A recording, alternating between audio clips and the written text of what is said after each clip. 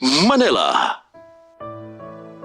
Pagbasa sa Aklat ng Kawikaan, Kabanata 12, talata 1 hanggang 28, ang taong may unawa ay tumatanggap ng payo, ngunit ayaw mapaalalahanan ang matigas ang ulo. Si Yahweh ay nalulugod sa taong matuwid, ngunit sa masasama siya ay nagagalit. Ang makasalanan ay hindi mapapanatag, ngunit ang matuwid ay hindi matitinag. Ang mabuting babae ay karangalan ng asawa, ngunit kanser sa buto ang masamang asawa. Ang taong matuwid ay mabuting makiharap, ngunit ang masama ay bihira lang magtapat. Pumapatay ng lihim ang mga pangungusap ng masama, ngunit ang salita ng matuwid ay nagliligtas sa kapwa. Ang masama ay lubusang mapaparam at di na magbabalik, ngunit ang sambahayan ng matuwid mananatiling nakatindig. Ang taong matalino ay magkakamit ng karangalan, ngunit ang aanihin ng masama ay pagkutsa lang. Ang maralitang nagsisikap ay mabuting di hamak kaysa nagkukunwang mayaman, ngunit sa gutom nakasadlak. Kahit sa kanyang mga hayop ang matuwid ay mabait, ngunit ang masama kahit kanino ay sadyang mabagsik. Ang taong masipag ay sagana sa lahat, ngunit ang isang hangal sa yaman ay salat. Ang nais ng masama ay puro kasamaan, ngunit ang tuntungan ng matuwid ay hindi magmamaliw. Ang masama ay nahuhuli sa salita ng kanyang bibig, ngunit ang matuwid ay malayo sa ligalig. Ang kakamti ng tao ay batay sa gawa o salita, bawat isa ay tatanggap ng karampatang gantimpala. Ang akala ng mangmang ay siya lamang ang tama, ngunit handang tumanggap ng payo ang taong may unawa.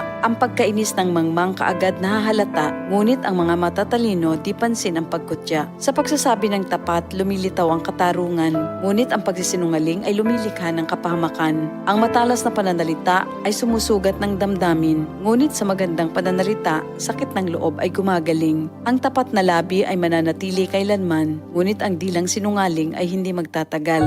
Ang nagbabalak ng masama ay mag-aani ng kapahamakan, ngunit ang nag-iisip ng mabuti magtatamo ng kagalakan. Ang kasamaang palad ay malayo sa matuwid, ngunit ang buhay ng masama ay puno ng ligalig. Namumuhi si Yahweh sa taong sinungaling, ngunit ang tapat ay ligaya niya at aliw. Di agad sinasabi ang alam ng matalino, ngunit kahangalan ay inihahayag ng mangmang na tao. Balang araw, ang masikap ang mamamahala, ngunit ang tamad ay mananatiling alila. Nagpapahina sa loob ng isang tao ang kabalisahan, ngunit ang magandang balita ay may dulot na kasiglahan. Ang payo ng kaibigang matuwid ay isang gabay, ngunit ang daan ng masama ay tungo sa pagkaligaw. Hindi makakamit ng tamad ang kanyang hinahangad, ngunit ang masikap ay laging may magandang hinaharap. Ang matuwid na landas ay patungo sa buhay, ngunit ang maling daan ay hahantong sa kamatayan.